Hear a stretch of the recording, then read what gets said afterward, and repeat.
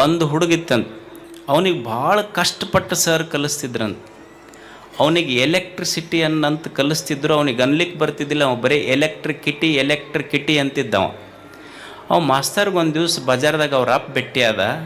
ನಿಮ್ಮ ಹುಡುಗಗೆ ಎಷ್ಟು ಸಲ ಹೇಳ್ತೀನಿ ರೀ ಎಲೆಕ್ಟ್ರಿಸಿಟಿ ಅನ್ನಂತಂದು, ಅವ ಬರೀ ಎಲೆಕ್ಟ್ರಿಕಿಟಿ ಅಂತಂದು ಹೇಳಬಾರ್ದನ್ ನೀವು.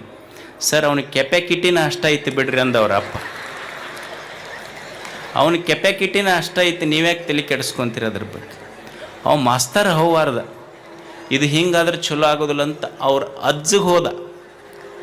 ಅವ್ರ ಅಜ್ಜಿಗೆ ಹೋಗಿ ಭೇಟಿಯಾಗಿ ಹೇಳ್ದ, ಅಲ್ರಿ ಮತ್ತು ನಿಮ್ಮ ಅಮ್ಮಗ ನೋಡಿದ್ರೆ ಎಲೆಕ್ಟ್ರಿಕಿಟಿ ಅಂತಾನ, ನಿಮ್ಮ ಮಗ ನೋಡಿದ್ರೆ ಕೆಪ್ಯಾಕಿಟಿ ಅಂತಾನ, ಇವ್ರಿಗೆ ನೀವರ ಹೇಳ್ಬೇಕಲ್ಲ. ಸರ್ ಅವು ಮಳ್ಳದವು, ಎಂದೂ ಯೂನಿವರ್ಸಿಟಿ ಕಟ್ಟಿನೇ ಹತ್ತಿಲ್ಲ, ಅವಕ್ಕೇನು ಗೊತ್ತಾಕೈತಂದು.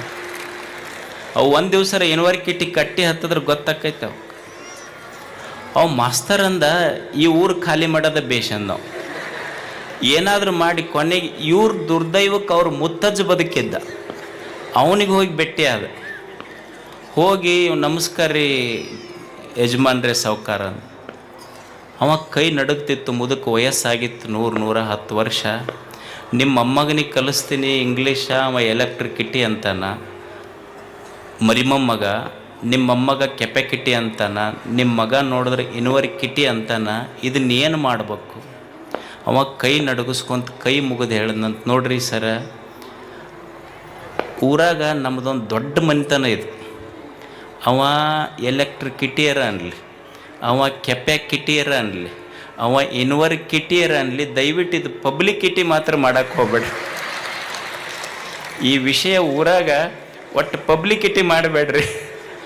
ಅವ ಮಸ್ತರ್ ಅಂದ, ಇವ್ರ ಕಿಟಿಕಿಟಿನೇ ಬೇಡ ಅಂದವ. ಅಂದ್ರೆ ನಮಗೆ ಉತ್ತರ ಕರ್ನಾಟಕದೊಳಗೆ ಎಷ್ಟು ಇಂಗ್ಲೀಷ್ ದುಬಾರಿ ಐತಿ. ಇಂಥದ್ರೊಳಗೆ ಒಟ್ಟು ಸಾಲಿ ಕಲಿತವ್ರದ ಸಮಸ್ಯೆ ನಮಗಿದು.